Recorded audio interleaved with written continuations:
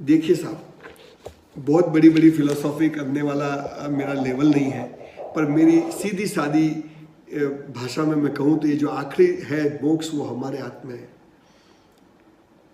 मैं आपको इसका बिल्कुल आसान रास्ता बताता हूँ। अगर आपको मोक्ष चाहिए तो आपके पास 25-50 हज़ार रुपया अगर हो जाए, आपको किसी को देने नहीं है, आपकी कोई रिस्पॉन्सिबिलिटी नहीं है, तो उस 25-50 हज़ार रुपया लेके अपने गांव में जाइएगा, या आपके शहर में, आपके आजू बाजू में आपके कुटुंब की कोई बहन दिकरी, हम लोग गुजराती जिसको बोलते हैं कुंवासी, मतलब गांव की कोई लड़की, वो दुखी है, विधवा है, उसका कोई है नहीं, बेटा नहीं कर रहा है, आगे पीछे, ऐसी औरतों को 12 महीने का खाना, हम लोग इसको सिद्धू सामान बोलते हैं, 12 महीने का ग्रॉसरी उसके घर में दिलवा दीजिए, किसी को बताइएगा मत, वापस आइए, जीते जी मोक्ष मिल जाएगा हमको।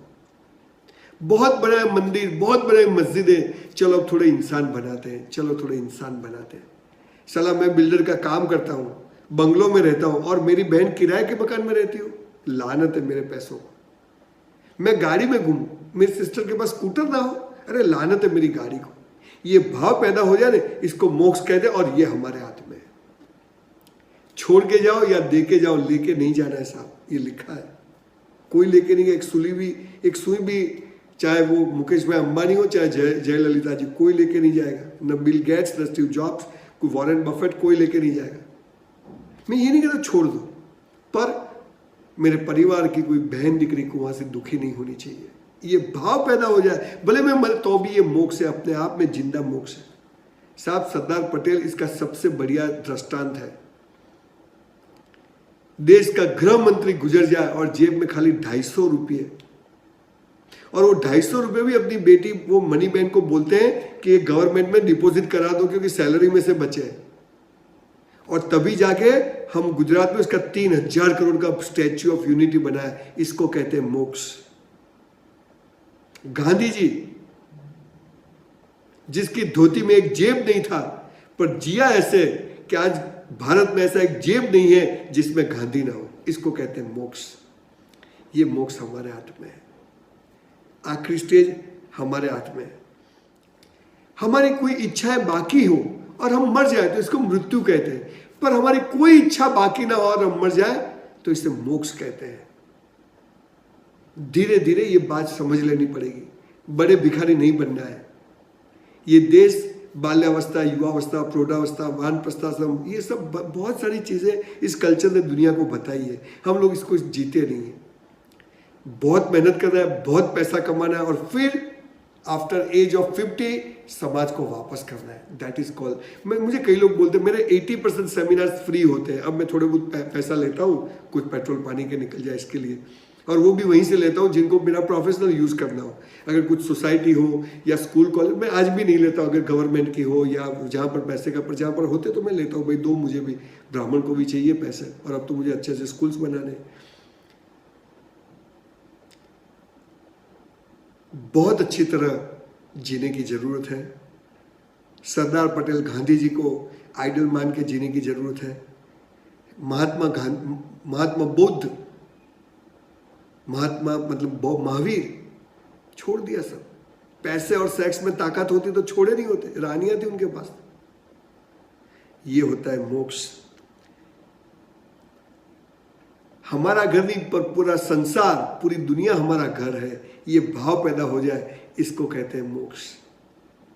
जंगल में जाने से कुछ छूटता नहीं, वहां पर बीवी बच्चे सब दिमाग में साथ में चलते हैं, पर यहाँ घर में रह के भी उनसे अलिप्त होके, अपने आप में मस्त रह के आप एक अच्छी जिंदगी जी सकते हो। पूरी दुनिया मेरा घर है। एक बूंद अपना अलग अस्तित्व नहीं कर सकती, पर बूंद समुद्र में चली जाए तो खुद समुद्र बन जाती है। ऐसा जीना है, बहुत बड़ी बात है।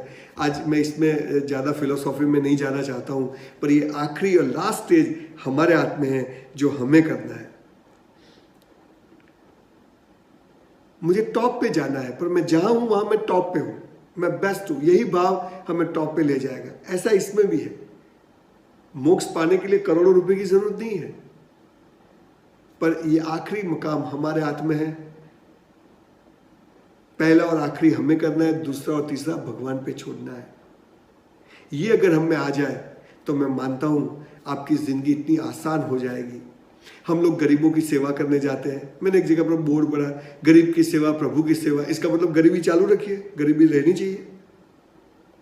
हम लोग दान पुण्य करते हैं, लोग एक साइकिल देते हैं किसी अपंग को, किसी हैंडीकैप को एक साइकिल 2000 की देते, 20 लोग फोटो कराते हैं, हमने साइकिल दिया।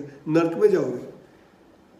लोग हॉस्पिटल में जाते हैं, फ्रूट्स बेचते हैं, बिस्किट बेचते हैं, उसके फोटो कर करके डालते हैं सोशल मीडिया पर, नर्क में जाओगे।